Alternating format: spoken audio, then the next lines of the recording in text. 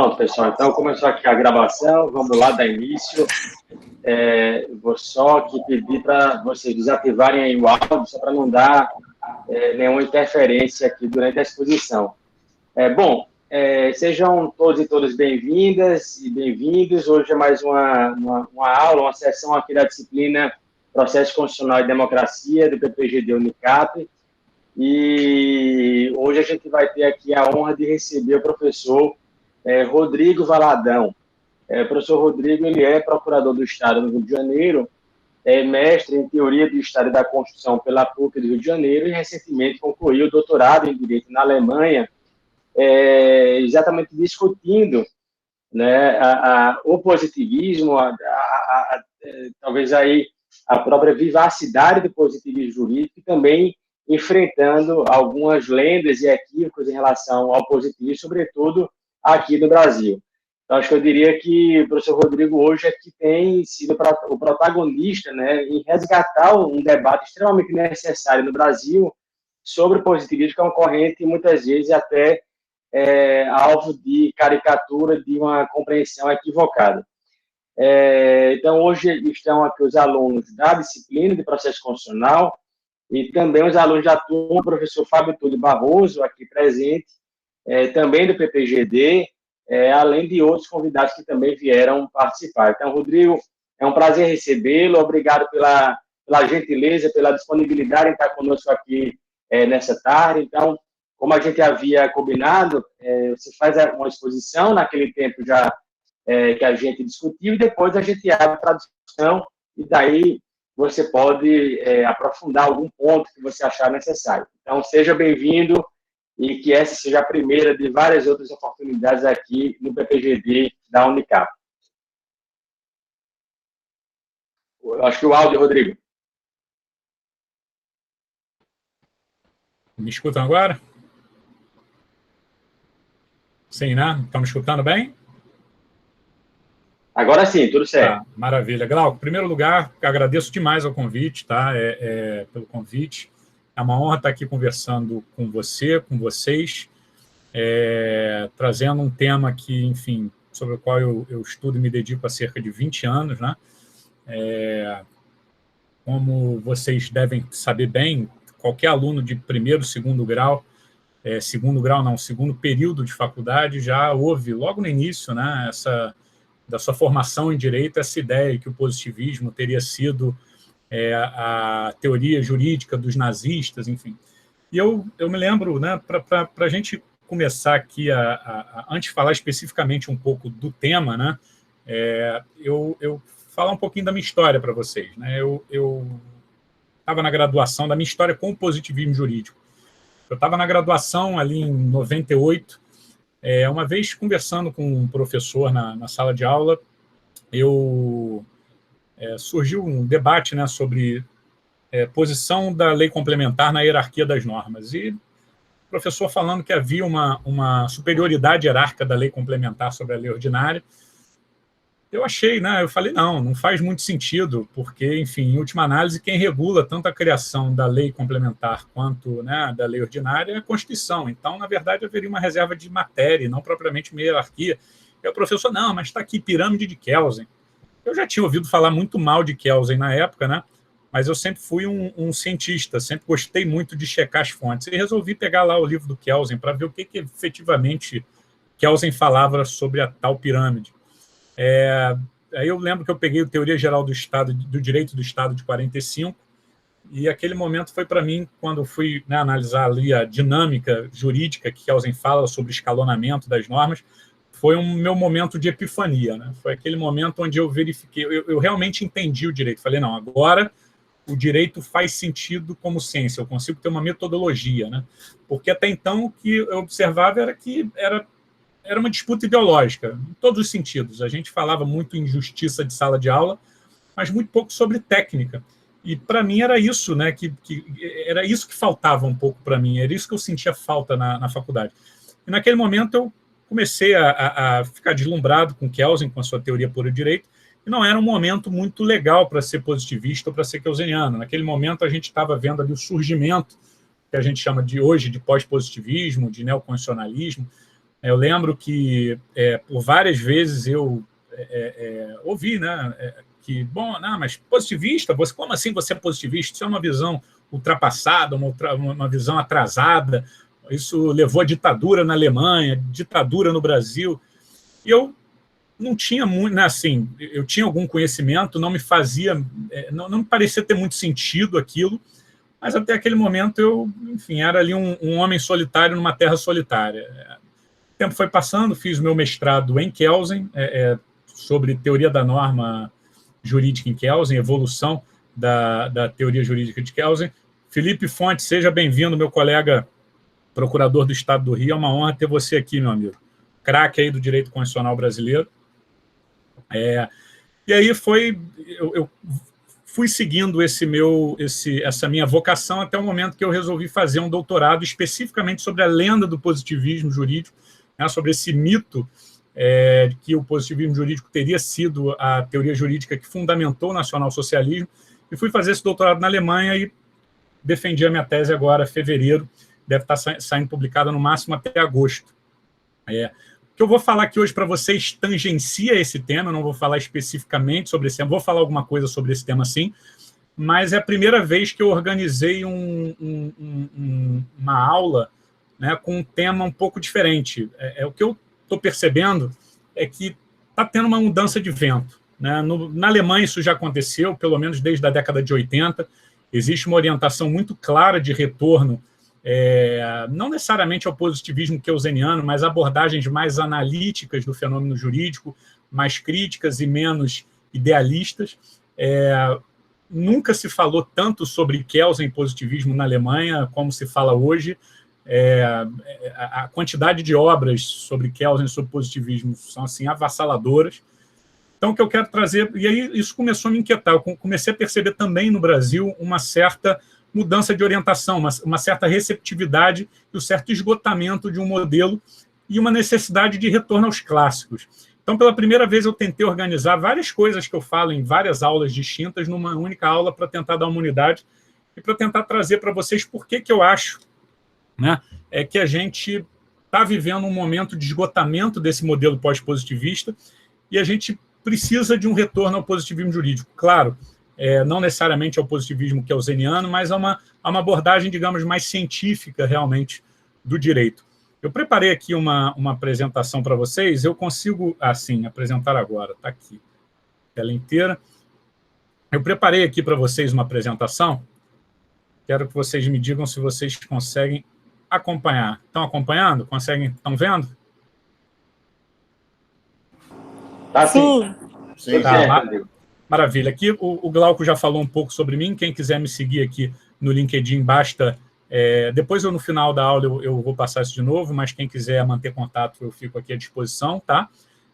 Esse sou eu, o Glauco já falou de mim, então vamos começar efetivamente sobre o que eu vim aqui falar.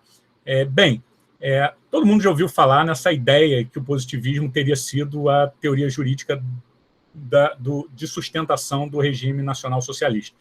Esse, de certa forma, foi o mito fundante do direito constitucional alemão do pós-guerra. O que acontece? Em 1947, nos anos seguintes, entre 45 e 49, Gustav Radbruch, ele escreve uma série de artigos onde ele lança essa ideia fundamental, que viria a ser a pedra fundamental de toda a reconstituição do direito alemão do pós-guerra. Essa ideia de que o positivismo jurídico, que, em síntese, reconhece que toda lei é direito, teria sido culpado pela complacência da ciência jurídica alemã nos anos do nacionalsocialismo. O positivismo jurídico teria deixado, assim, os juristas indefesos contra a injustiça, uma vez que apenas a forma da lei deveria ser levada em conta. É aquela ideia que lei é lei, toda lei deve ser obedecida. Esse argumento tem, que eu chamei na minha tese de argumento Radbruch, né? Ele tem um apelo muito grande, principalmente porque se tem uma ideia de que Radbruch era um positivista, que depois da guerra abandona o positivismo. Isso é falso, existem razões que eu não vou trazer aqui, mas basicamente Radbruch, durante a década de 19 e 20, tinha vários escritos criticando abertamente o positivismo jurídico, e a teoria jurídica dele é incompatível com o positivismo jurídico na medida em que ela defende uma ideia de direito, um direito que pode ser acessado mediante o uso da razão, ou da fé, enfim, ou da intuição. Então, basicamente, mas esse plus no argumento Radbruch trazia uma força muito grande a essa ideia. Então começa a surgir, com base nesses escritos de Radbruch, uma narrativa, né, que os horrores praticados pelo regime nazista somente teriam sido possíveis diante dessa anomia moral defendida pelo positivismo jurídico. Somente um direito ancorado em valores superiores e imutáveis poderia oferecer um porto seguro para o bem comum e para o desenvolvimento social. A ruptura com as abordagens críticas ou a torno à metafísica, a especulação filosófica e aos valores foram a tônica desse novo direito. A gente chama na Alemanha, né, do movimento de renascimento do direito natural no pós-guerra. Então, basicamente, o que é lançado nesse movimento? É a ideia da fórmula de Radbruch, né, que todo mundo aqui já ouviu falar. É o conflito. Aí, qual é a ideia do Radbruch? O conflito entre justiça e segurança deve ser resolvido de forma que o direito positivo tenha prioridade, ainda que ele seja injusto ou impraticável em conteúdo, a não ser quando o direito positivo tem ofendido a justiça num nível tão insuportável que a própria lei tenha se afastado da mesma como uma verdadeira lei errada, pois o direito, mesmo o direito positivo, não pode ser definido de outra forma que não uma ordem que, em sua essência, destina-se a servir a justiça. Está aqui porque Radbruch não pode ser considerado um positivista. A ideia, né, o direito serve a uma ideia de justiça. Então, de acordo com Radbruch, medidos por esse padrão, o direito nacional socialista nunca atingiu a dignidade de uma lei válida. Basicamente, a culpa do nazismo, pelo nazismo foi imputada ao positivismo jurídico e essa sua ideia de asepsia moral. Essa ideia de que o direito teria degenerado e era necessário uma regeneração por meio do direito natural.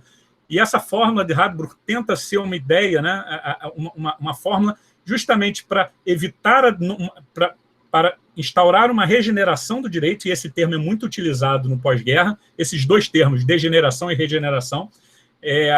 A ideia é que essa fórmula servisse como um caminho de regeneração do direito e também como uma fórmula para que se evitasse a nova degeneração do direito por novos regimes autoritários. Basicamente, o que acontece é um movimento de renascimento do direito natural, onde o epicentro é a dignidade da pessoa humana, e depois essa estrutura, essa metodologia vai ser consagrada na jurisprudência do Tribunal Constitucional Federal Alemão, por meio da ordem objetiva de valores, que todo mundo aqui já ouviu. Ou seja, o que eu estou falando aqui, grosso modo, é basicamente o que nós temos hoje no direito brasileiro. Ou seja, a ideia é que o direito positivo ele tem uma primazia apenas relativa, que quando há uma contraposição desse direito positivo com o ideal de justiça, a justiça deve suplantar o direito positivo, a dignidade da pessoa humana como epicentro do direito, e que existem valores superiores à Constituição, existe uma Constituição em sentido material que irradia por todo o sistema, independentemente do reconhecimento ou não por normas formais. Basicamente, o que eu defendo é que esse mito fundante do direito constitucional alemão, a lenda do positivismo, de certa forma, também foi o mito fundante do direito constitucional brasileiro posterior a 1988. Eu trago, por exemplo, aqui um escrito do ministro Luiz Roberto Barroso, onde ele fala mais ou menos isso. O positivismo tornou-se, nas primeiras décadas do século XX, a filosofia dos juristas. O direito reduzia-se a um conjunto de normas em vigor. Considerava-se um sistema perfeito e, como todo dogma, não precisava de qualquer justificação além da própria existência. Com o tempo, o positivismo sujeitou-se a críticas crescentes e severas, vindas de diversas procedências, até sofrer dramática derrota histórica. A troca do ideal racionalista de justiça pela ambição positivista de certeza jurídica custou caro à humanidade, numa clara referência ao nacionalsocialismo. E, basicamente, qual é a proposta? De certa forma, é muito parecido com o que aconteceu na Alemanha. Né? Da mesma forma ali que nós temos a fórmula de Radbruch, a ideia desse novo direito brasileiro, que aqui a gente chamou de pós-positivismo, mas lá foi direito natural, com todas as letras, e para mim o que nós tivemos aqui no Brasil foi direito natural, com todas as letras. A ideia, né, apenas se trocou o nome, ao invés de usar direito natural, se utiliza pós-positivismo. A ideia é que o pós-positivismo inicia sua trajetória guardando uma deferência relativa ao ordenamento jurídico, mas nele reintroduz as ideias de justiça e legitimidade. Ou seja, basicamente, trocando em miúdos, é a ideia por trás da fórmula de Radbruch. E aqui a gente vai ter que falar um pouquinho da minha tese, para depois entrar especificamente na parte final da minha exposição, sobre o renascimento realmente. Estamos experimentando um renascimento, um retorno ao positivismo jurídico. Antes de falar sobre isso, a gente precisa entender um pouco, efetivamente, o que aconteceu na Alemanha. Não tem jeito, não tem como fugir disso. Tá? O positivismo jurídico foi a teoria jurídica do nazismo. Antes de entrar nesse ponto, eu tenho que aqui fazer um disclaimer. Né? É lógico que existem várias concepções possíveis, mas, grosso modo, eu tenho que definir o que eu entendo por positivismo jurídico e por direito natural, senão a gente vai ficar aqui falando um tiroteio numa terra de cegos. Então, basicamente, de forma muito aproximada, eu defendo, e com base na ideia de positivismo conceitual do John Gardner, né, professor que faleceu há pouco tempo de Oxford, que existem duas posições fundamentais sobre a natureza do direito, o que o direito é. De um lado, nós temos o direito natural, que defende, em última análise, que o direito é uma ideia, ou seja, o direito tem uma dimensão ideal e que a razão humana, ou a fé, ou a intuição podem acessar essa dimensão natural, metafísica do direito. De outro lado, nós temos o positivismo jurídico, que defende que o positivismo é um problema de fonte, ou seja, direito é aquilo que uma autoridade que tem poder suficiente em determinado local e momento na história diz que o direito é, independentemente desse direito material, desse direito criado pela autoridade, estar em consonância com esse direito ideal. Então, na verdade, para o positivismo jurídico, o direito é sempre imposto por uma autoridade. Outra questão aqui interessante também é que o direito natural, ele impõe, eu acho que eu esqueci de colocar isso nesse slide, o direito natural propõe uma abordagem normativa para o fenômeno jurídico, ou seja, o direito é norma e norma deve ser obedecida. O direito positivo, uma vez que ele apenas reforça um direito natural já existente, ele deve ser seguido para que o ser humano possa se manter em conformidade com a sua fé, com a sua intuição ou com a sua razão. Já o positivismo jurídico, não. O positivismo jurídico vai defender que, uma vez que esse direito é definido, ou seja, uma autoridade cria esse direito, o que você, indivíduo, vai fazer, qual vai ser a sua conduta perante esse direito, se você vai seguir ou não esse direito, é um problema moral seu. Isso não é um problema jurídico, muito menos um problema da ciência jurídica. Isso é um problema moral e tem que ser resolvido pela filosofia moral, em última análise, por você, né, que eventualmente vai se sujeitar às consequências da não observância do direito. Mas isso é um problema moral, não é um problema da ciência do direito. Então, o que a gente vê aqui é o seguinte, que o positivismo jurídico ele é baseado na tese da separação conceitual. Todo direito é sempre criado ou reconhecido por uma autoridade. A existência específica do direito independe da existência ou não de normas morais universalmente válidas. A existência do direito é uma coisa, seu mérito ou demérito é outra. A consideração de que uma determinada norma é aberrante do ponto de vista moral não pode ser utilizado para sua desqualificação jurídica. Não estou falando aqui para não obedecer, para não aplicar o direito. Agora, para não qualificar aquilo como direito, essa aberração moral não é um critério suficiente. E, portanto, seria possível descrever o direito como um dado da realidade social. E aqui existem diversos positivismos, como que a gente vai identificar o direito na realidade social, sem o recurso a uma ideia do direito. Basicamente, isso é o positivismo. Sobre essa tese da separação, surgiram várias críticas. A mais comum delas é essa ideia de que o positivismo jurídico não passa de uma ideologia política, porque impõe às pessoas um dever absoluto e incondicional de observância do direito. Portanto, as autoridades teriam o direito de aplicar a lei, mesmo que ela contenha a mais grave das injustiças. Qualquer crítica ao direito positivo, né, enfim, qualquer que seja o conteúdo desse direito, por mais injusto que seja esse direito, essa crítica não é permitida. Essa seria a crítica à separação conceitual. Só que ela, gente, não passa de uma caricatura. Por quê? Existe uma imensa diferença entre dizer que, não existe uma relação conceitual necessária entre o direito e a moral, ou seja, eu consigo definir o que o direito é sem recorrer a uma concepção moral. E outra coisa completamente diferente é dizer que não existe qualquer relação entre o direito e moral. O que o positivista defende, na verdade, é que não existe uma relação conceitual. Agora, que o direito e a moral se entrelaçam, isso é evidente, nenhum positivista nega isso. E o grande desafio da metodologia positivista é exatamente criar um instrumental, apresentar um instrumental adequado que permita a gente identificar onde a gente está falando de direito, onde a gente está falando de moral e qual é a relação entre esses dois fenômenos. Ou seja, evitar sincretismo metodológico. Basicamente, a partir da afirmação positivista de que não há uma relação conceitual entre o direito e a moral, foi atribuída ao positivismo jurídico a defesa de uma tese fictícia que nenhum positivista jamais defendeu, de que não há qualquer relação entre o direito e a moral. Dito isso, dito o que eu entendo por positivismo, o que eu entendo por justnaturalismo, vamos entender um pouco como que era a concepção de direito na Alemanha de Weimar. Weimar era aquele período entre 1918 e 1933, né, que foi a República de Weimar, a primeira constituição efetivamente democrática da Alemanha.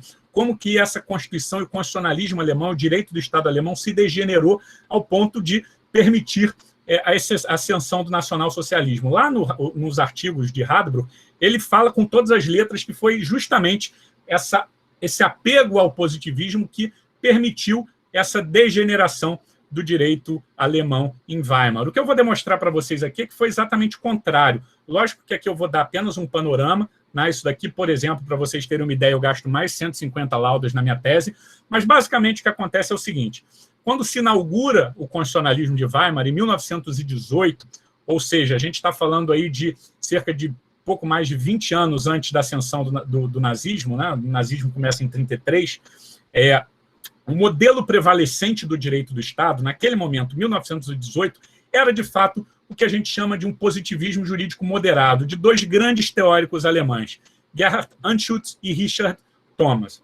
Basicamente, o que acontecia?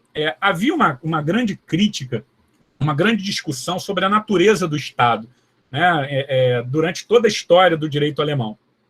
O que se verificou com o início da República de Weimar, em 1918, é que aquele modelo instituído, aquele modelo republicano, parlamentar, né, onde as pessoas com amplo sufrágio escolhiam seus representantes, que eram eleitos, que tinham grande margem de decisão num parlamento, um modelo revolucionário diante da tradição monárquica alemã, que até então era de poderes concentrados na mão do monarca. Enfim, isso era uma grande novidade.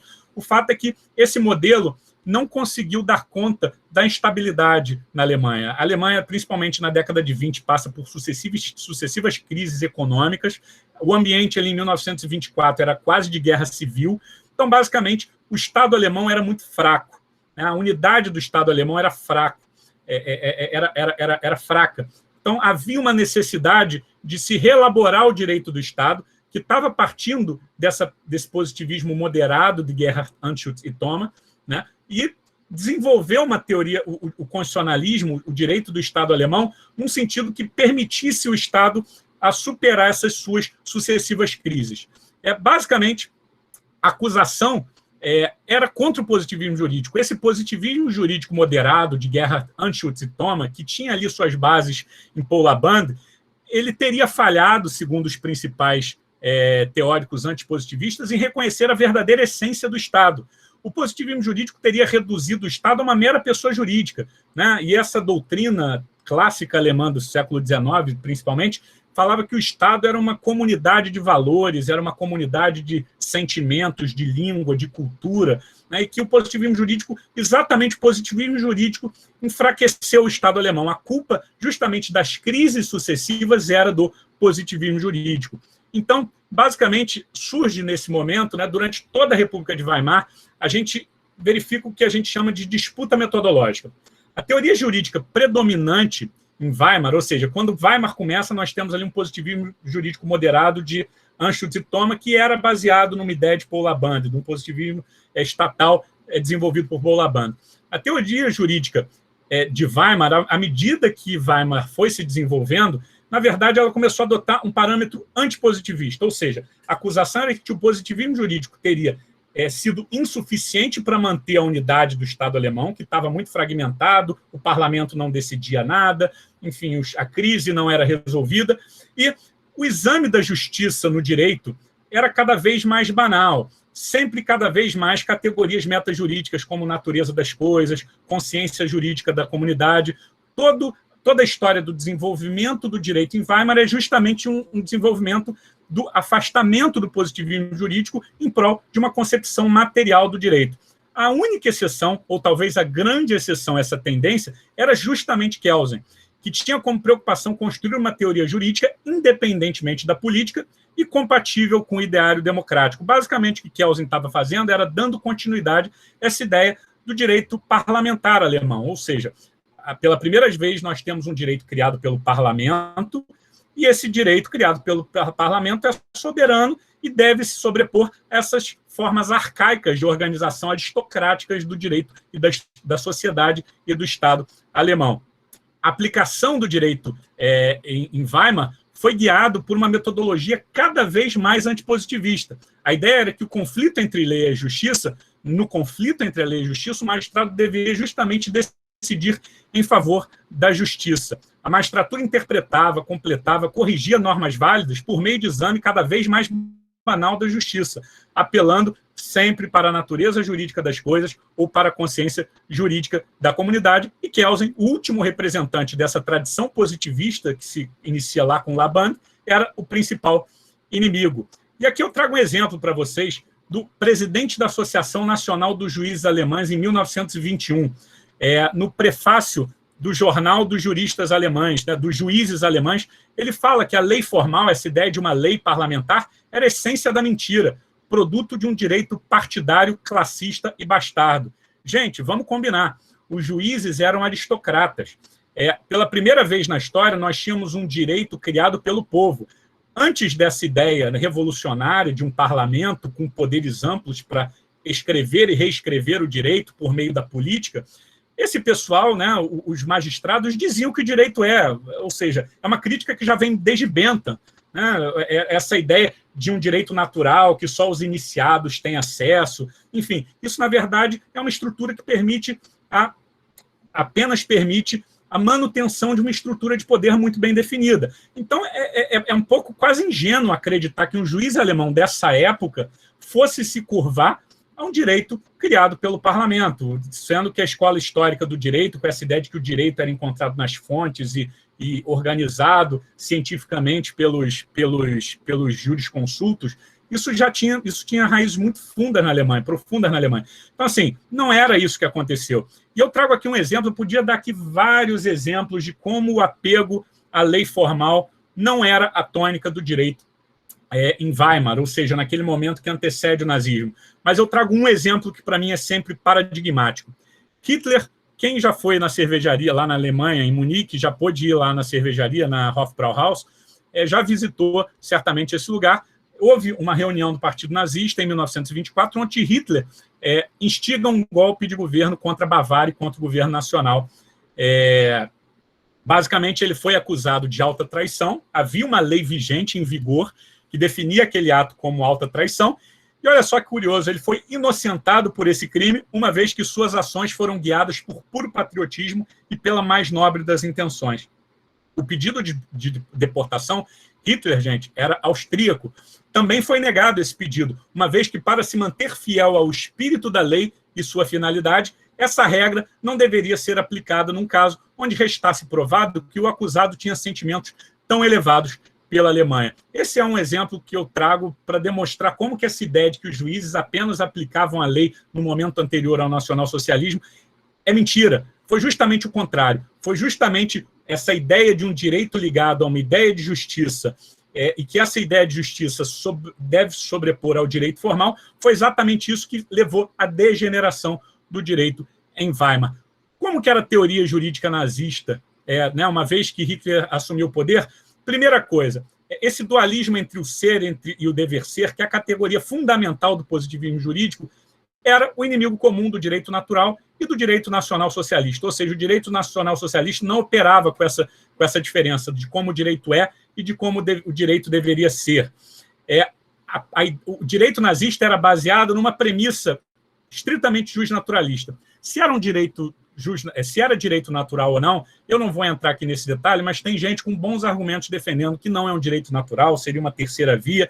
Mas o meu argumento aqui era o seguinte: existia uma ideia material de direito, existia uma ideia de direito que se sobrepunha a qualquer lei formal. Ou seja, essa ideia de direito era uma concepção substancial, que poderia ser a ideia do pensamento popular E aqui, gente, quando a gente fala em pensamento popular, a gente não está falando em povo num sentido jurídico, como Kelsen veio reconhecer, ou como se reconhece nas democracias parlamentares atuais. A gente está falando de povo aqui como, quase como nação, né, como uma unidade de sangue, de raça, de religião, de língua, de cultura, que excluía o estrangeiro, excluía o diferente. Então, o direito nazista ele se baseava nessa concepção popular de direito, que era ligado ao sangue, ao solo, a ideia de um líder forte, a ideia da comunidade nacional que excluía os estrangeiros. Era necessário superar de vez, segundo Carl Schmitt, essa divisão artificial do positivismo, um direito substancial não separado da eticidade da justiça e a legalidade vazia de uma neutralidade inautêntica.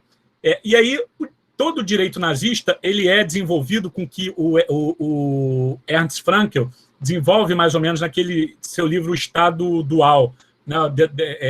A ideia de que, na verdade, era muito pragmática, o direito nazista era muito pragmático. Quando a lei formal estava de acordo com a ideologia nazista, a lei formal era aplicada.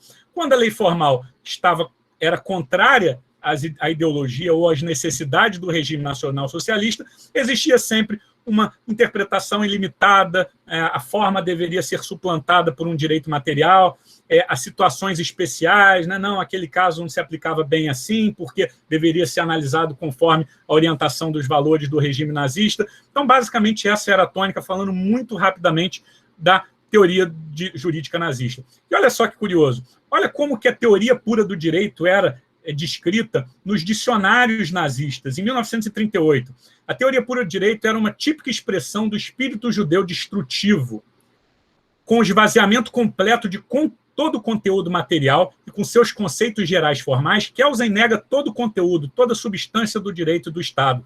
Suas concepções destruidoras da comunidade estão como expressões do niilismo político em completa contradição com os pontos de vista nacional socialistas. Por exemplo, segundo Carl Schmitt, nós procuramos um vínculo que seja mais confiável, mais vigoroso e mais profundo do que a obrigação que decorre das palavras traiçoeiras e escorregadias de milhares de disposições legais. Karl Lahrens, no Führerstaat, ou seja, o estado do líder, ninguém mais senão o próprio líder pode tomar uma decisão final sobre a questão se determinada regra deve permanecer válida ou não. E aqui, pessoal, a gente está falando do Carl Schmitt, esse mesmo, que vários programas de pós-graduação no Brasil inteiro utilizam a metodologia da ciência de direito, né, utilizam lá como livro de cabeceira. Esse livro, Metodologia da Ciência de Direito, foi escrito em 1960, quando Carl Schmitt era professor em Munique. Só que ele contém exatamente a mesma metodologia jurídica que ele contém nesse livro aqui. Renovação do Direito Alemão e Filosofia do Direito de 1934. Carl Schmitt, nesse livro, defende a mesma metodologia, né, uma metodologia ligada a valores, uma ordem objetiva de valores, que ele vai defender depois da guerra. Só que aqui ele usa a palavra Führer, né, ou seja, o líder tem a faculdade, a soberania sobre dizer quais são esses valores, e no livro de 1960, obviamente, ele não vai utilizar essa expressão. E o Carl Schmitt, também nesse livro de 34, fala com todas as letras. A principal característica da filosofia jurídica alemã dos últimos anos, ou seja, de Weimar, né, a gente está aqui em 1934, repousa na luta contra o positivismo jurídico, em especial contra a teoria pura do direito.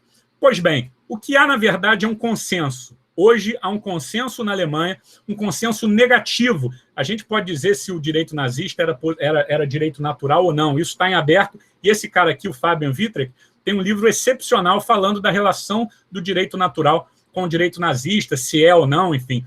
O que há de consenso é o seguinte: o direito nacional socialista era um direito antipositivista. Sobre isso não há divergência na academia alemã hoje.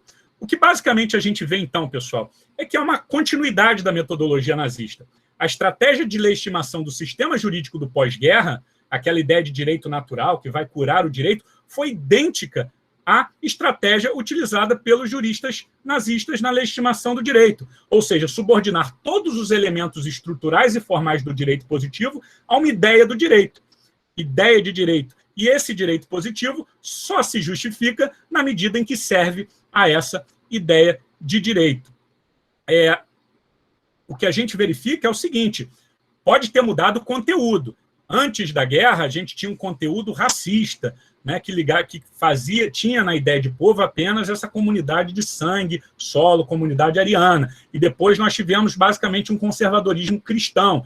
Então, mudou o conteúdo, talvez, dessa ideia de direito, mas a metodologia, a forma teórica e essa orientação espiritual de um direito ideal é absolutamente idêntica, e não sou eu que falo isso. Eu trouxe aqui a colação do Erich Ringeldorf. O fato, portanto, é que o positivismo jurídico, uma abordagem teórica que preza pela objetividade, estava em aberta contradição com a fundamentação e operacionalidade jurídica da ditadura nazista. Se as evidências demonstram que o desmanche da democracia de Weimar e o funcionamento do Estado nazista só foi possível a partir do abandono do positivismo jurídico, por que o positivismo jurídico é apontado como culpado? Essa é a pergunta de $1 milhão. Qual foi a situação dos positivistas na Alemanha nazista? Primeiro, a maior parte dos juristas que eram contrários ao nazismo eram positivistas. Eles foram atacados e achincalhados de todas as maneiras possíveis. Sofreram as mais nefastas consequências. Se a gente pega, por exemplo, a escola de Viena, todos os alunos de Kelsen, vários deles tiveram que sair da Áustria ou da Alemanha. O Merkel veio para o Brasil. Teve um aluno dele que chegou a ir para um campo de concentração porque era judeu. Enfim, o Alfred Vetros, que foi um dos grandes teóricos da parte do direito internacional, da parte internacional da teoria pura do direito, ele foi proibido de dar aula sobre teoria e filosofia do direito. Então, todos os positivistas foram basicamente proibidos de dar aula, foram perseguidos. Vários deles eram judeus, tiveram que sair da Alemanha, alguns deles foram aposentados compulsoriamente. Então, basicamente, o que acontece é que os juristas que legitimaram o nazismo em sede teórica e prática, geralmente por meio desse discurso idealista, eles reescreveram o próprio passado, né? Grande parte dos juristas que lecionavam no mundo germânico depois de 49, ou seja, depois da guerra, eram os mesmos, exatamente os mesmos que, a partir de 33, saudaram e apoiaram o regime nazista. Karl Larens, Carl Schmitt, Franz Vicker e vários outros, legitimando sistematicamente a troca de um Estado parlamentar por um Estado totalitário. Terminado o regime nazista, esses juristas retornam às suas posições como juízes, como promotores, como professores, e ainda foram condecorados, atraíam esses estudantes competentes e bem-sucedidos. O argumento Hadbruch, né, esses escritos de Hadbruch, apresentava a desculpa perfeita para que essa elite jurídica alemã, que estava envolvida em todos os níveis e de forma direta com a barbárie nazista, pudesse escrever a sua própria história. Esse renascimento do direito natural do pós-guerra foi apoiado exatamente por esses juristas, que em Weimar e durante o regime nazista já eram conhecidos por defender a existência de uma ordem objetiva de valores, de um direito supralegal, e que atacavam o positivismo jurídico. Nós temos aqui alguns exemplos, eu não vou falar sobre cada um deles, mas o Karl Larens talvez seja um dos mais evidentes. O Hermann Weikauf foi o presidente do BGH. BGH é o STJ alemão. Ele tem vários artigos ali na década de 50 e 60, difundindo a lenda do positivismo, culpando o positivismo, só que em 1938 ele era juiz em Munique e recebeu a medalha de prata por serviços prestados, né, por reconhecimento aos serviços prestados ao partido nazista.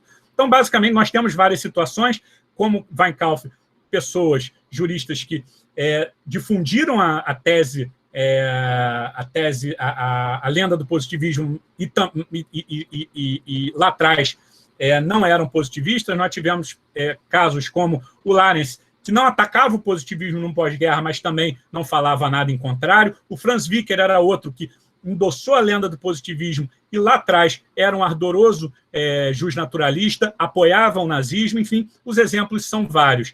A atribuição de culpa ao positivismo não passou de uma estratégia desenvolvida pelos juristas, que teve por finalidade afastar a sua responsabilidade pela participação com o regime nazista, numa tentativa de transferi-la integralmente para um legislador fictício.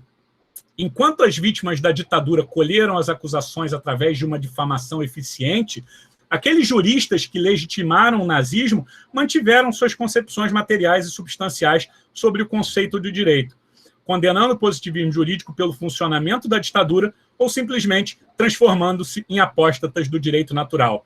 A lenda do positivismo nada mais é do que o resultado de uma campanha de desinformação bem-sucedida, que transformou culpados em vítimas e vítimas em culpados.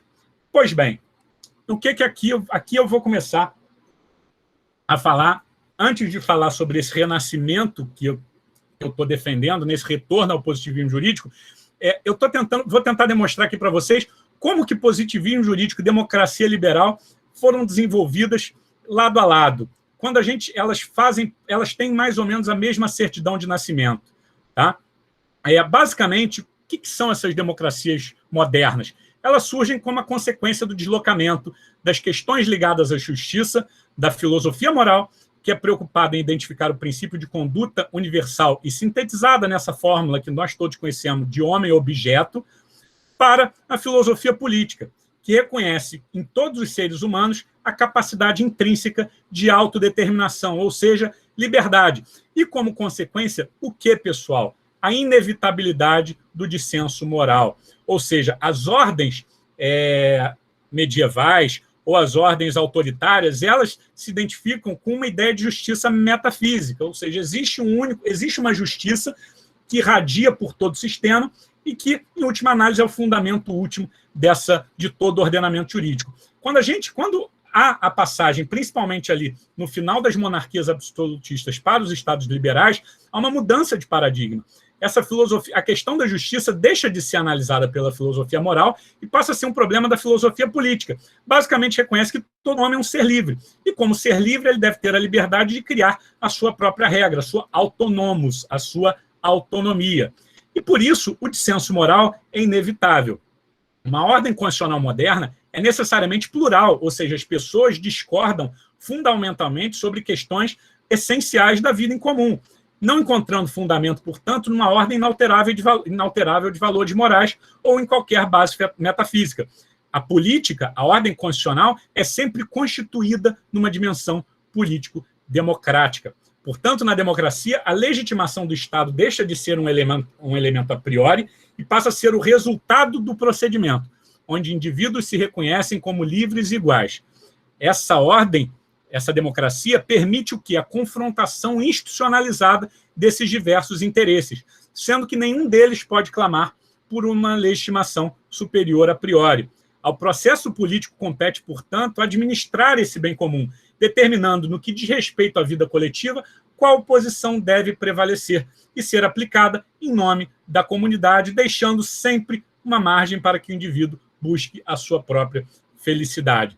As democracias modernas, portanto, nada mais são do que um compromisso de determinado tipo de processo político, que pressupõe a inexistência dessa classificação normativa universalmente aceita o fato de que esses membros da comunidade podem discordar fundamentalmente sobre qual visão de mundo é a verdadeira, reconhece a capacidade intrínseca de autonomia, autodeterminação de cada indivíduo, mas ainda assim acredita que essa comunidade pode ser constituída por meio da compreensão recíproca, seja diretamente, seja por meio dos representantes.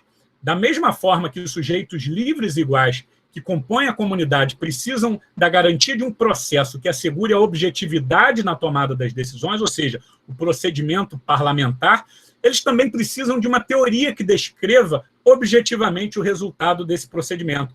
O surgimento das abordagens teóricas formais do positivismo jurídico parece ser, de certa forma, o resultado natural do processo de consolidação da democracia liberal. Por quê? O positivismo jurídico desempenha duas funções muito claras.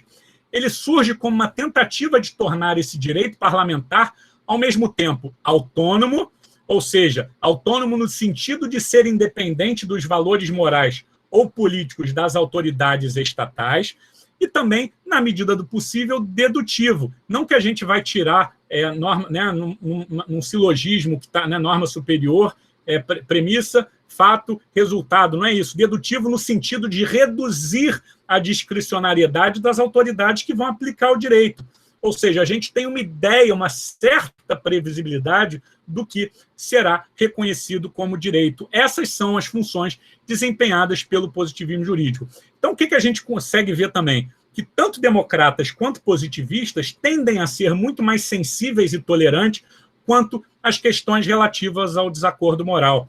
Sua predisposição para questionar esses valores absolutos indica que um único modo de resolver divergências, tanto morais quanto de qualquer outra natureza, só podem ser resolvidas por meio de procedimentos objetivos, previamente definidos e objetivamente válidos.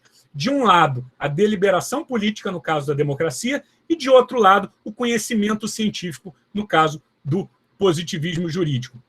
Então, o que eu tentei demonstrar para vocês aqui foi que, de certa forma, o positivismo jurídico, ele, ao contrário do que diz a lenda do positivismo, ele está intimamente ligado ao próprio desenvolvimento da democracia liberal, com todos os bônus e com todos os ônus que isso traz. Mas essa é a ideia. E aqui eu estou chegando na parte principal e final da minha exposição. A gente pode falar num retorno ao positivismo jurídico? Na Alemanha, sim, com certeza. Não vou dizer, né, como dizem, é muito comum quando a gente vai falar de Alemanha no Brasil, por exemplo, Alexia, todo mundo lê Alexia, a Alemanha só se fala Alexia. Não é bem assim. Alexia é um grande teórico na Alemanha, mas ele não tem o peso, por exemplo, que a gente acha que no Brasil ele tem lá. As coisas não são tão assim preto no branco. Então, existe um movimento, sim, na Alemanha, desde a década de 80, de recuperação do positivismo jurídico, de reabilitação do positivismo jurídico e nunca se estudou, nunca se falou tanto sobre Kelsen na Alemanha quanto se falou. Primeiro ali na década de 80 e 90 e agora nessa virada de milênio. O que a gente vê no Brasil especificamente, aqui é o que eu quero defender, a necessidade de um retorno ao positivismo no direito brasileiro. Lembram que eu falei para vocês que a lenda do positivismo era um mito fundante do direito constitucional alemão do pós-guerra? De certa forma, ele também é um mito fundante do direito constitucional brasileiro a partir de 88. A partir do momento que eu demonstro que isso é uma lenda, ou seja, tudo isso que a gente traz, esse conhecimento prévio do nosso constitucionalismo desenvolvido a partir de 1988, precisa ser revisto.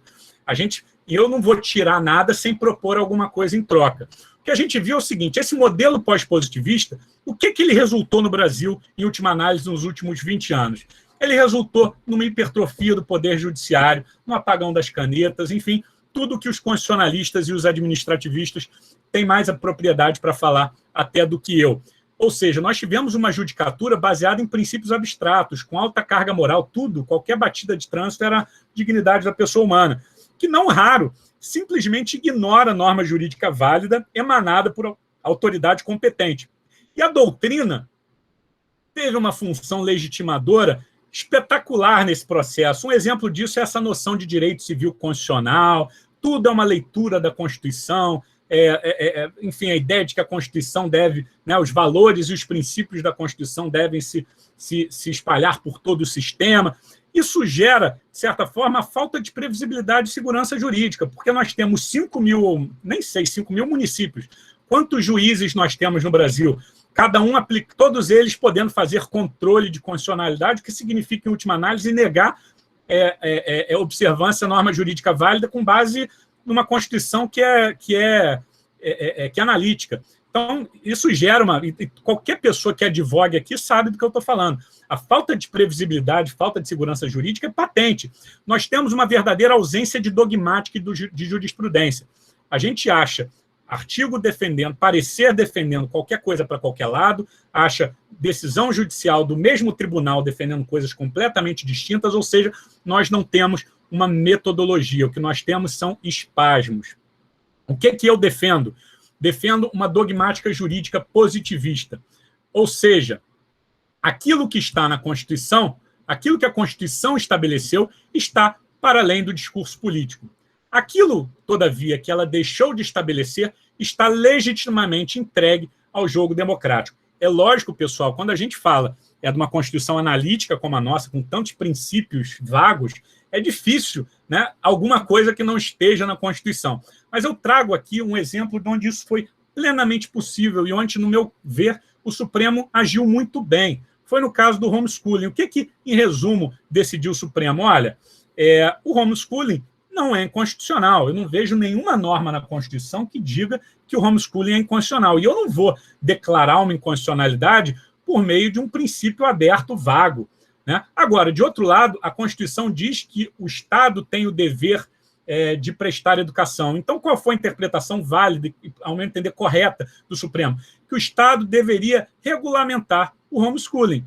Enquanto não fizesse, não é possível. Mas, enfim, o dia que o Estado legislasse, poderia ser possível, sim, não haveria nenhuma inconstitucionalidade. O que o Supremo fez aqui? Ele não lavou as mãos. Ele simplesmente disse que a questão que tem uma carga política muito grande deve ser decidida justamente onde ele no palco para onde esse tipo de debate foi construído, que é o parlamento. Então, basicamente, essa ideia de uma constitucionalização substantiva, ela empobrece o pluralismo de ideias e vai minando, compromete esse relativismo epistemológico que é essencial ao compromisso democrático. Se eu hoje tenho uma ideia com a qual eu não concordo e eu tenho uma constitucionalização dessa ideia, eu, enquanto ator político, só vou ter um caminho, que é romper com a ordem constitucional. Ou seja, quanto menos a gente constitucionaliza o direito, mais a gente deixa o direito ser desenvolvido onde ele deve ser desenvolvido, no parlamento, enfim, nos cenários, nos locais que são vocacionados esse tipo de debate. Por isso, a constitucionalização de determinadas interpretações deve ser evitada. A gente está correndo aqui o risco da hiperconstitucionalização, pessoal. De outro lado, ou seja, isso daqui que eu estou propondo é exatamente contrário a que talvez 99% dos juristas brasileiros defendem hoje. O que eu defendo é um resgate com todos os seus problemas. A gente tem que melhorar o parlamento, tem que melhorar a representação, mas a gente precisa fazer isso, não tem atalho, a gente precisa fazer isso por dentro do sistema. De outro lado, se de um lado essa constitucionalização substantiva deve ser evitada, isso é o que orienta uma dogmática jurídica, digamos, positivista, de outro lado, a interpretação sobre normas constitucionais procedimentais, ou seja, normas constitucionais que definem competências ou outras garantias formais, essas devem ser intensificadas, já que elas regulam o funcionamento do processo democrático. São essas normas que garantem e preservam a competição igualitária de opiniões e a capacidade de tomada de decisão. Então, o que eu defendo aqui é um abandono, desse pós-positivismo. Por quê? Porque ele foi baseado, em grande medida, sobre uma lenda, sobre uma mentira. Foi isso que aconteceu na Alemanha. O nosso direito brasileiro, posterior a 88, é um castelo de cartas, um castelo de areia.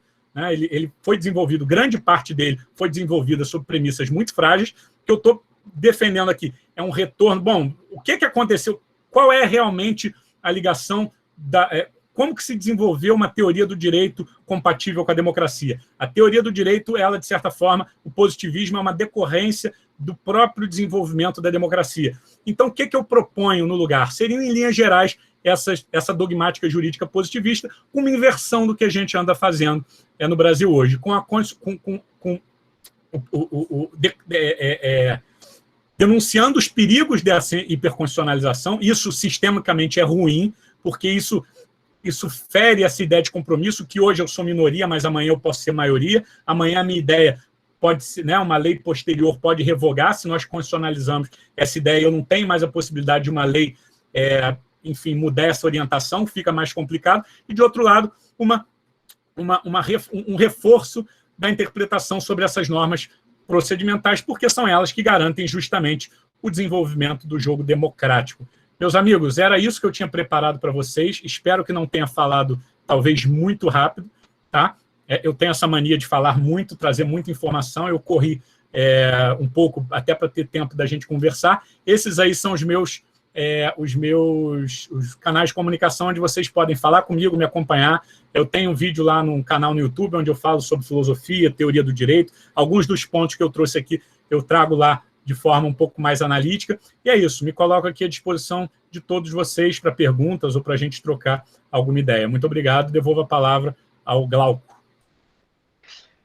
Obrigado, Rodrigo. E parabéns pela pesquisa, a pesquisa de fôlego, Você realmente faz toda uma reconstrução do debate, não apenas nessa perspectiva analítica, mas também nessa perspectiva histórica, de contextualizar a discussão e mostrar essa recepção aqui no Brasil. Então, só tenho a agradecer pela aula que você nos deu nessa tarde de hoje. Já passo aqui para a gente discutir, perguntar, quem quiser fazer algum comentário. Vamos colocar aqui uma ordem. Quem quiser aí, levanta a mão, então escreve no chat, ativa o microfone, fique à vontade. Fábio? Glauco, deixa eu só falar uma coisa. Eu tenho que sair 3h30 pontualmente, tá, meu amigo? Então, por isso que eu até acelerei para a gente poder ter tempo aqui de conversar, tá? Tranquilo. Vamos lá, Fábio. Vamos lá. Boa tarde a todas e a todos. Professor Rodrigo Valadão, seja bem-vindo à Universidade Católica de Pernambuco. Sou Fábio Túlio Barroso, sou professor também do PPGD, da disciplina Efetividade dos Direitos Sociais na Contemporaneidade. Eu queria saudar também ao meu querido amigo Glauco, que permitiu que assistisse essa brilhante palestra. Não só eu, como os meus alunos, que vejo aqui, vários. Boa tarde, aos queridos alunos, aos alunos do professor Glauco, ao querido professor Teodomiro. Quero parabenizar o professor Dr. Rodrigo Valadão pela brilhante exposição. Eu estava aqui atentamente prestando atenção. Doutor Rodrigo, eu tenho aqui talvez duas dúvidas. Tal dúvidas ou talvez até provocações, né, diante de um tema tão interessante, tão plural. Poderíamos dizer, então, diante dessa perspectiva, que este retorno ao positivismo poderia ser uma nova porta aberta para a legitimação do autoritarismo e de um risco à democracia? Essa é a primeira pergunta, né? Uma vez que pode existir, diante desta perspectiva, né, uma limitação do pluralismo presente nas sociedades e cada vez mais presente nas sociedades pós-modernas. Já vista que o positivismo jurídico, estabelecido em determinado momento da história, talvez não abarcasse, né, o pluralismo que se tem na atual quadra da sociedade. A segunda pergunta eu fiz questão aqui de anotar, quando houve uma certa dicotomia entre democratas e positivistas, né, e esse retorno ao positivismo seria, efetivamente, digamos, o ápice da democracia liberal. Essa democracia liberal talvez não seja formalmente aceita como democrática, mas, por conseguinte, diante dos fenômenos e da imposição do neoliberalismo e a implementação da lex mercatória, estaríamos muito mais diante de argumentos formais, legais, de autoritarismo e não efetivamente de uma sociedade, dos anseios da sociedade e da própria democracia. São essas as perguntas, a título de provocação. Parabenizo mais uma vez pela brilhante exposição e é uma satisfação poder estar aqui e conhecê-lo. Muito obrigado. Professor Rodrigo, oi. Antes de você responder, já que o tempo que a gente tem para a discussão é mais curto, então o que eu vou propor é o seguinte: quem quiser fazer pergunta, a gente pode separar por blocos. Então, o Fábio fez essas agora, quem quiser fazer, daí eu passo 3 perguntas para Rodrigo, ele responde, daí a gente faz outra rodada. Eu acho que assim a gente aproveita melhor o tempo. Maravilha. Então, professor, vamos lá. Muito obrigado pelas perguntas. Sobre a primeira pergunta, é a ideia de que o positivismo poderia abrir as portas para um movimento autoritário. Pelo contrário, o que eu tentei demonstrar, não só aqui na exposição, mas na minha tese, foi exatamente o contrário. O positivismo nasce do desenvolvimento da democracia liberal. E o que é a democracia liberal? Ela é constituída sobre 2 premissas. De um lado, a regra da maioria, ou seja, a ideia de soberania popular. Mas, de outro, o reconhecimento de direitos individuais, principalmente, ou direitos fundamentais, que podem, eventualmente, se impor contra essa vontade da maioria. Quando a gente tem democracia sem direito fundamental, a gente não tem democracia liberal, a gente tem uma proto-ditadura. E Kelsen tem escritos belíssimos falando exatamente isso. A essência da democracia não é a implementação da regra da maioria, e sim a defesa da minoria. Então, basicamente, o que eu desenvolvo na tese, tentei desenvolver aqui, é que é justamente o contrário. Numa sociedade plural, onde as pessoas discordam sobre questões fundamentais da sua vida, a gente não tem como buscar no direito um fundamento absoluto. a gente tem que negociar, a gente tem que conversar, a gente tem que assumir compromissos, a gente tem que objetivar esse processo. Então, muito pelo contrário, foi justamente, e aí foi o que aconteceu em Weimar. Nós temos muito claramente em Weimar esse fenômeno acontecendo. De um lado, os positivistas, que eram, em sua grande maioria, liberais, e aqui, gente, quando eu estou falando de liberal, eu não estou falando de neoliberal. Né? Liberal é um arranjo que, principalmente a democracia liberal, que permite ali uma coexistência desde um liberalismo conservador até a social-democracia. O que ele exclui de fato seria talvez um conservadorismo mais fascista e talvez de outro lado, deixa eu só desligar aqui que estão me chamando numa outra chamada e tá enchendo o saco aqui. Desculpa, gente. Deixa eu desligar aqui, só um segundo. Peço perdão, tá? Que ficou aqui no meu ouvido chamada de uma ligação. O que acontece é o seguinte, a democracia liberal ela é um arranjo que não vai agradar todo mundo, mas ela consegue, de certa forma, fazer com que, desde conservadores até sociais-democratas, negociem e coloquem ali as suas aspirações em jogo e debatam e construam consensos, ainda que provisórios. Então, o que nós temos de certa forma, isso. Nós temos aí um autoritarismo difuso. Cada juiz fala o que quer. Aí, hoje, se o juiz fala alguma coisa que minha ideologia concorda, eu bato palma. Se o juiz fala alguma coisa que eu discordo, aí eu vou criticar, entendeu? Então, não dá numa sociedade plural para a gente entender, achar que o direito é um só, que o direito enfim, que existe uma única forma de dizer o que o direito é. Então, assim, pelo contrário, né, é lógico que a gente está falando uma concepção de democracia liberal ali da virada do século XIX para o século XX. Hoje, as necessidades são um pouco mais complexas, mas a mesma crítica que se fazia, a exata crítica que se fazia contra o positivismo na época do nazismo é que ele defendia o pluralismo. Tanto o liberalismo quanto o positivismo defendiam o pluralismo social. Então, assim, é uma coisa que a gente poderia conversar bastante aqui, mas é justamente o contrário. Tá? O grande perigo para o autoritarismo está na negação da democracia liberal, com todos os defeitos, e também numa concepção material de direito que afaste uma grande dose de formalismo. E a segunda pergunta eu esqueci. Deixa-me ver aqui, porque eu também esqueci. Bem, eu acredito que, inclusive, já foi até respondida, porque no que tange a democracia liberal, né, eu contextualizei, de acordo com a quadra histórica que vivemos, as complexidades e o próprio pluralismo, né?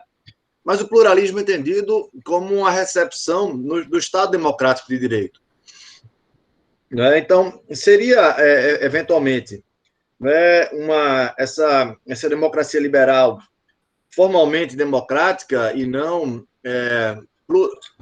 de forma pluralmente democrática, aceitando todas as diferenças, o que acabaria sintetizando num autoritarismo de Estado legitimado pelo direito. Mas essa é exatamente a crítica que os nazistas faziam ao positivismo e à democracia liberal. Era exatamente essa. Que ela se perdia nessa ideia de pluralidade, que ela era uma democracia meramente formal, que a Alemanha precisava era exatamente de uma democracia material. Ou seja, o que a gente verifica é que discursos à direita e à esquerda atacam exatamente a grande virtude da democracia liberal, que é construir uma possibilidade de entendimento e de um compromisso entre valores completamente antagônicos. Desde aqueles que reconhecem que o coletivo na verdade, e aí eu ia falar até uma besteira, porque o direito nazista e o pensamento, a ideologia nazista, ela era antiliberal, ela era coletivista, da mesma forma que determinadas ideologias mais à esquerda. Então, assim, o que a democracia liberal defende, né, não é o liberalismo, o que ela defende é uma possibilidade de compromisso de certas ideologias mais à direita, ao centro e mais à esquerda. Agora, a democracia liberal é incompatível com noções de democracia formal, ou melhor, de democracia material, tanto fascistas quanto comunistas ou socialistas mais extremadas. Então, de certa forma, se a gente entende que a democracia liberal ela é meramente formal e ela impede essa democracia material, talvez a gente esteja em alguma medida de acordo se eu colocar aqui, se você aceitar aqui, que os nazistas faziam exatamente essa mesma crítica contra a democracia liberal. Então, a minha resposta seria mais ou menos essa.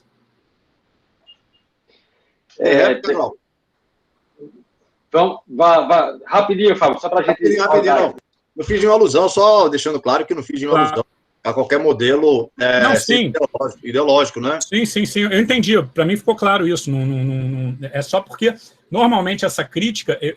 no Brasil, a gente vê muito mais essa crítica da democracia liberal como uma mera democracia formal vindo do pensamento da esquerda. Só que isso era clássico no pensamento nacional-socialista, ou seja, como que muitas vezes é a teoria da ferradura, como que algumas... É lógico, eu não estou aqui querendo... Eu não sou ingênuo, e nenhum democrata, nenhum liberal ou... Eu me considero um liberal de esquerda, um social-democrata, talvez, enfim, eu oscilo muito, tá? A verdade é essa.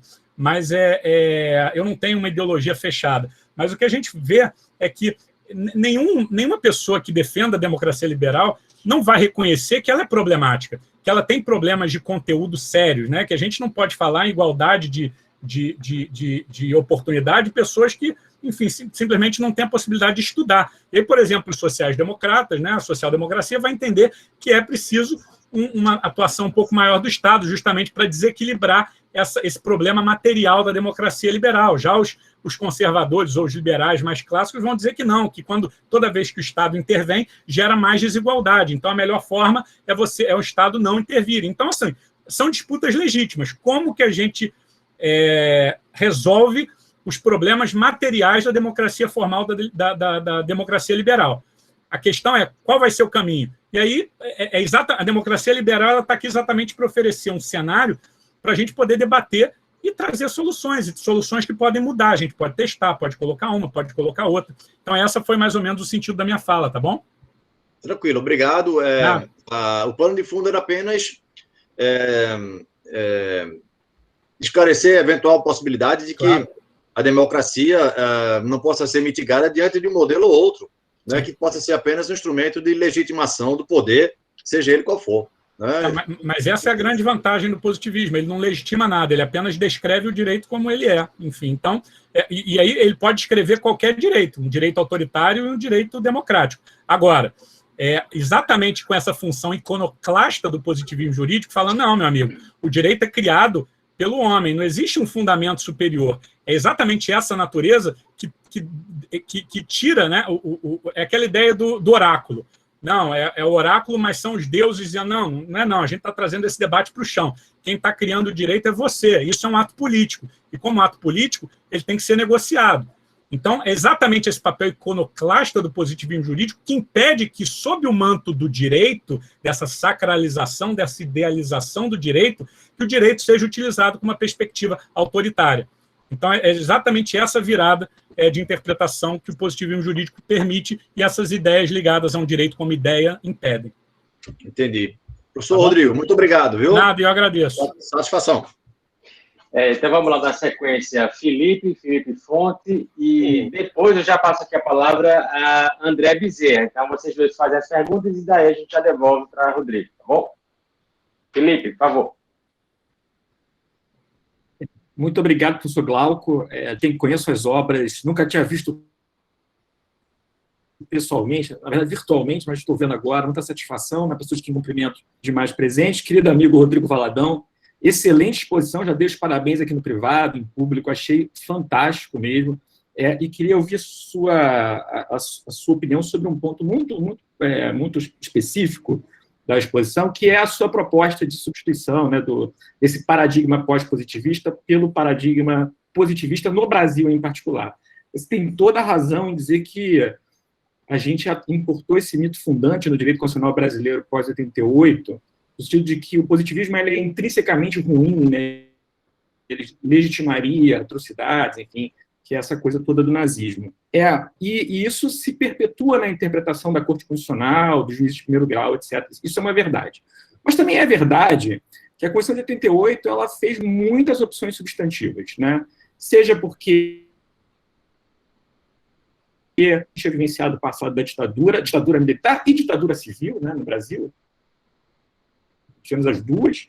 Então, eu te pergunto se realmente faz sentido essa proposta de transição, se a diferença prática seria efetiva numa transição do pós-positivismo para o positivismo, num contexto institucional que a plataforma objetiva de decisão, que é a Constituição, faz muitas opções substantivas. Para dar um exemplo e te dar a palavra, a gente criticou, acho que a maioria dos professores de direito constitucional no Brasil criticaram fortemente a decisão do Supremo de criminalização da homofobia por analogia. Isso, alguns professores falaram, é a primeira vez na história que se fez isso. Mas o fato é que a Constituição exigia que se criminalizasse, estava escrito lá. E passados 30 anos, ninguém criminalizou, o legislativo estava embora. Então, assim, esse é para dar um exemplo do nosso problema efetivo, né? Então, assim, provavelmente você respondeu na sua tese essa questão, então já queria te ouvir aqui. Não li a tese ainda, mas lerei com certeza sem você publicar. E obrigado pela palavra. Ô, Felipe, agradeço demais a sua presença, me honra aqui demais. A hora que você quiser, só combinar que a gente fala lá, o pessoal da FGV também. Vi também a Carlin aqui, uma pessoa que eu gosto muito. Legal te ver aqui. Cara, na verdade, assim, isso é uma coisa que eu estou pensando há algum tempo, e eu joguei um pouco no epílogo da minha tese, mas, assim, foram 11 páginas onde eu ainda não costurei isso direito. Mas é um negócio, é uma ideia que eu quero desenvolver um pouco mais. Como tudo na vida, tem a diferença entre o remédio e o veneno está na dose, né? O que eu quero trazer aqui, primeiro, é uma mudança de paradigma, ou seja, essa dogmática jurídica positivista, ou seja, essa é a regra, tá? Isso não significa que uma corte constitucional não vá, ainda mais num contexto de uma Constituição que tem elementos, né, muito fortes de densidade objetiva, de densidade material muito forte, tomar decisões, digamos, ativistas. Se a gente for analisar, por exemplo, a história da Suprema Corte Alemã, principalmente até a década de 80 e de 90, era uma corte muito ativista. Só que qual era a diferença? É que ela era contra-majoritária. Enquanto havia no governo uma tendência conservadora, ela tinha uma tendência mais progressista. Quando o governo era mais progressista, ela tinha uma tendência mais conservadora. Então, por exemplo, ou então em casos onde são realmente muito evidentes que não há nenhuma razão do Estado intervir na vida privada, como foi no caso lá do reconhecimento da união estável homoafetiva, entendeu? A questão é que a autoridade, em última análise, vai poder fazer o que ela quiser, porque ela tem poder para fazer isso. O Supremo, ele vai dizer lá qual vai ser o fundamento, mas, em última análise, ele vai exercer ele vai dar a decisão que ele quiser. O que eu defino aqui é uma ideia de prudência, é que, rotineiramente, a gente utilize menos essa ideia de um direito substancial, legitime cada vez mais o parlamento, o debate democrático, mas em ocasiões muito específicas, muito bem fundamentadas e, eventualmente, contra-majoritárias contra o governo de ocasião, que possa haver essa certa dose de ativismo. E mais, essa certa dose de ativismo tem que conversar com a própria jurisprudência da Corte. Não dá para ser um ativismo, não dá para ser um ativismo feito na capa dos autos, entendeu? Por exemplo, a questão da prisão em segunda instância. Para mim, é um debate perfeitamente válido. São duas interpretações completamente possíveis quando a gente interpreta a Constituição. E aí, como que a gente vai resolver isso? O que não dá é para, em 7 anos, mudar isso 3 vezes num processo tão sensível. Entendeu? Pouco importa qual vai ser a decisão no fim. A grande questão é, se a gente vai ser ativista, qualquer decisão que ela fuja, que ela tem um peso político muito grande, ela corre o risco exatamente, é aquela ideia do Luhmann, né? Ou seja, o direito está falando uma linguagem que não é a dele, que é a linguagem da política. Isso gera ruído, isso gera problema institucional, isso gera o que a gente está vendo aí. Então, Felipe, respondendo a sua pergunta, essa dogmática que eu proponho, ela, claro, é uma linha, ela é um início, né? Ela é algo para a gente começar a fazer como consequência dessa revisão da lenda do positivismo como mito fundante do direito brasileiro. Então, a gente começar daí. A partir desse momento, lógico, a gente vai ter que construir algo ligado à nossa realidade, às nossas necessidades. Mas, então, a minha resposta seria mais ou menos essa. Espero não ter sido muito evasivo. Vamos lá. O próximo aqui é André Bezerra. André está por aí? Boa tarde, parabéns, professor Rodrigo Valadão. Muito interessante a exposição, vou tentar ser bem rápido e breve. O meu questionamento seria, eu concordo bastante com o professor quando o senhor mencionou que quem advoga sabe o problema das decisões judiciais sem uma maior objetividade e utilizando-se de forma um pouco extremada da aplicação de princípios, quando existem regras concretas de conduta. O meu questionamento é, muito embora essa minha consideração, é certo que há no ordenamento jurídico diversos princípios e cláusulas gerais, e como é que haveria a aplicação desses princípios e cláusulas gerais nesse novo paradigma aí de um regresso ao positivismo, digamos, clássico, ao invés de ser pós-positivismo? Então, vamos lá. O problema aí é que talvez você parta de uma concepção de que existe uma diferença ontológica entre princípio e regra. Um positivista vai entender que não existe uma diferença ontológica entre princípio e regra. Regra e princípio são normas, principalmente um positivista keynesiano. O que ele vai defender, e aí eu indico o capítulo 8 da Teoria Pura do Direito, é que as normas elas têm maior ou menor grau de indeterminação semântica. Essa indeterminação pode ser voluntária, ou seja, o próprio legislador pode ter escolhido assim, e o problema de fazer isso é que ele permite uma alta valor... Não é problema, como tudo, é o cuidado, é a dose. Quando o legislador vai criar uma cláusula jurídica indeterminada, conceito jurídico indeterminado na lei, ele tem que ter muito cuidado ou, eventualmente, dar alguns parâmetros para que os aplicadores do direito possam depois, né, ter um caminho. Ou depois a jurisprudência se solidificar de uma forma regular, com bases que se comuniquem uma com a outra, e não numa forma totalmente caótica como nós temos hoje. Então, basicamente, o que um positivista, né, vai dizer é que toda essa celeuma entre princípios e regra, ela parte de uma concepção material do direito. Parte da ideia de que princípios são normas que estão ali, fazem parte de uma ordem objetiva de valores e que são uma constituição independentemente do reconhecimento por regras.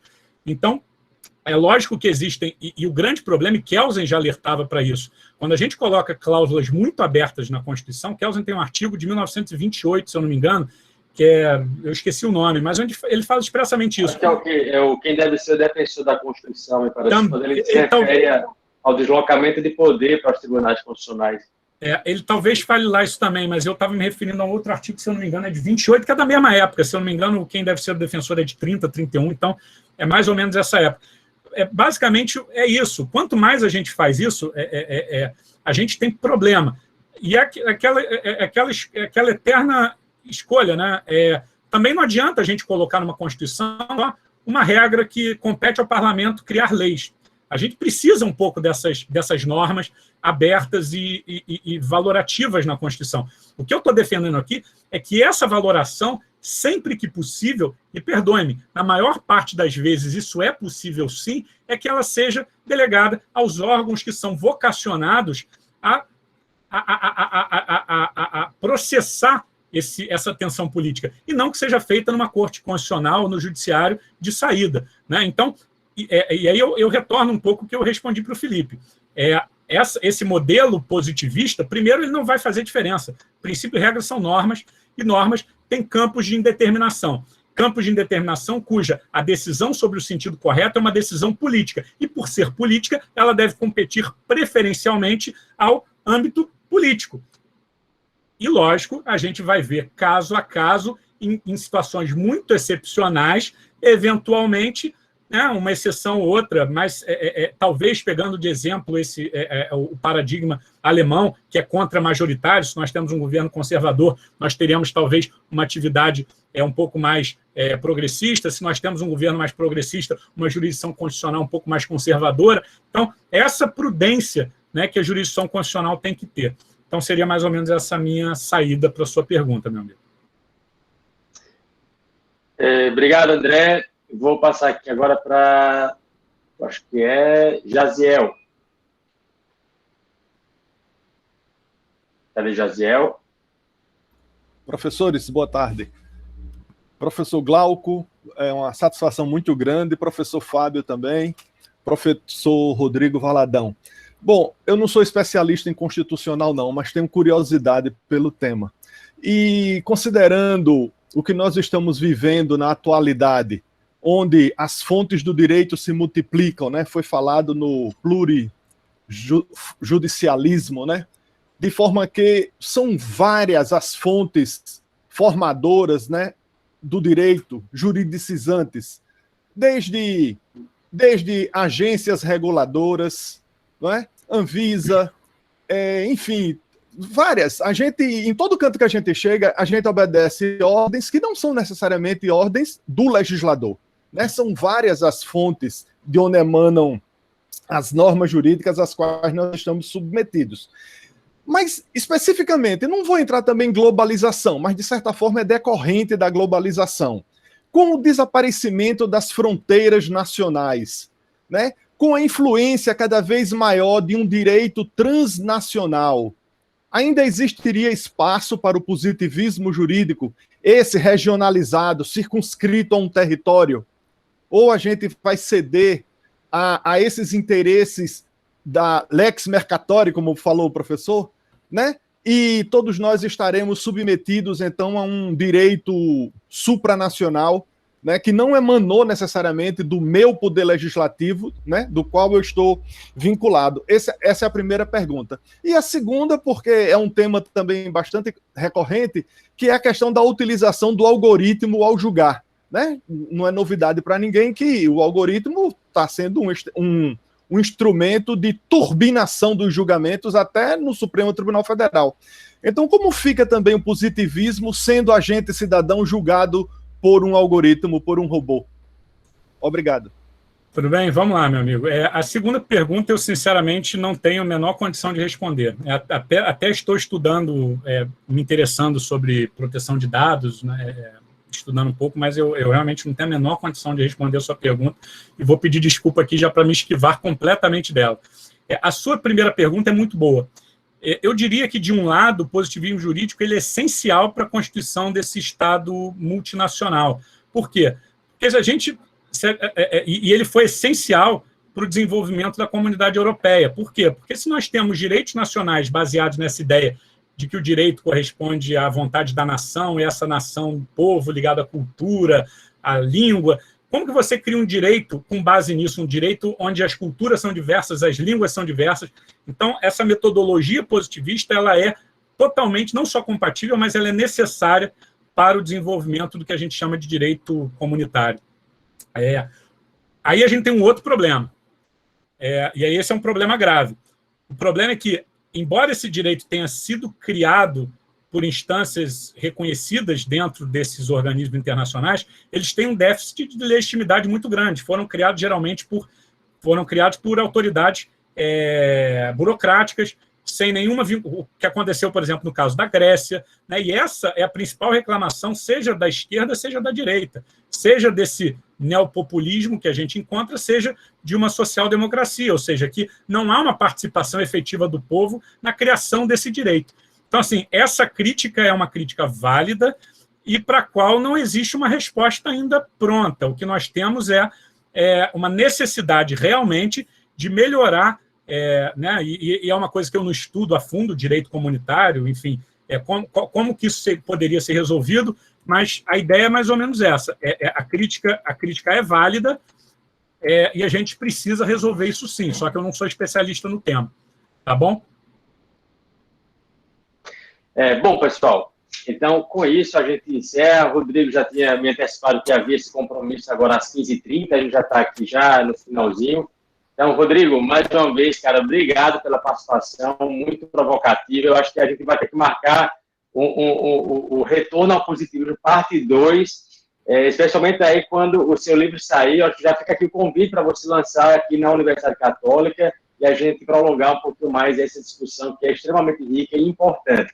Então, obrigado em nome do PPGD, e a Universidade está de portas abertas para recebê-lo novamente. Tá bom, meu amigo, muito obrigado pelo convite, obrigado pelo carinho de todos vocês, espero que vocês tenham gostado. Podem manter contato comigo lá nas minhas redes sociais, quem quiser trocar uma ideia no privado é só chamar. tá? Fico aqui à disposição de todos vocês. Uma boa tarde para todo mundo e até.